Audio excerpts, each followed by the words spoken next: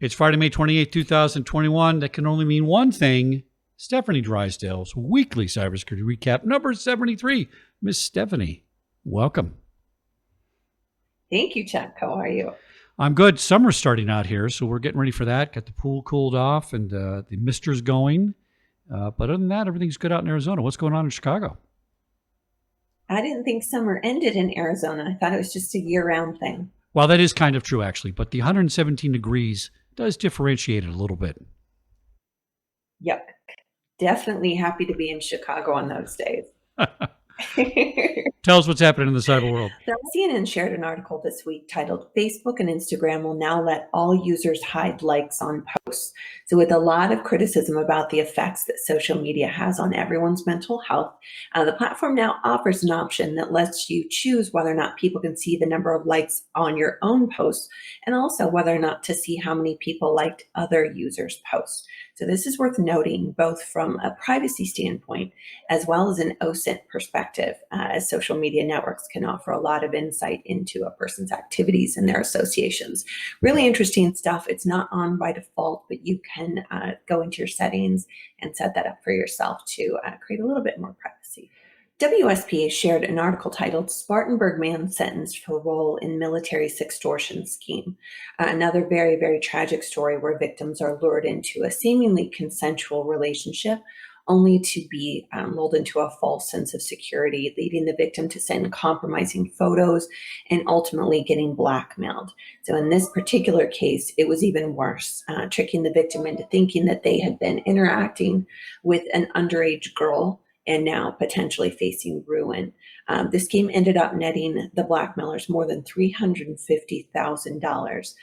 But even worse, it was multiple victims unable to imagine facing a dishonorable discharge and child pornography charges. They made the tragic decision to take their own lives. Sextortion as well as revenge porn is a really real and common attack, sometimes without even real evidence of any kind of crime having been committed, except for the guilt of the victim motivating them to pay. So if you ever experience or know anyone who finds themselves the victim of this type of scam, please do reach out. There's absolutely no shame in protecting yourself and seeking support for something like this. HelpNet Security shared an article titled, Why is Patch Management So Difficult to Master? So with attackers standing by and just waiting for each vulnerability and patch announcement so that they can exploit before their victims have a chance to patch, it's becoming a race that many are struggling to keep up with.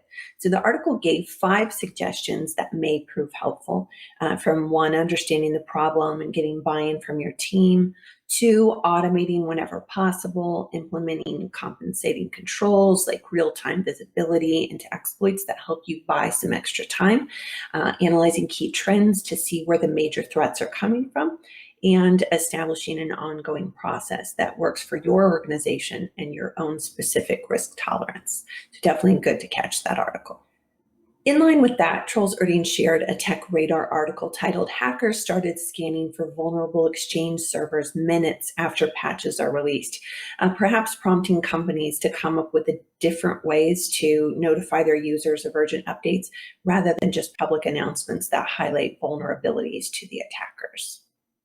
Christian West shared an EP Access article titled 10 Networking Tips for Executive Protection Pros. I would go a step further and recommend it to anyone looking for more insight on how to most benefit from LinkedIn or other social media, industry organizations, trade shows, conferences, or anytime you have the opportunity to meet new people. It offered tips like remembering that networking is a long game activity and not to rush those relationships. Also, to not keep score as to the costs and benefits, but just to focus on bringing value. Many other great tips in that article, but the gist was to not be selfish and just focus on how you can best support one another. Really great stuff.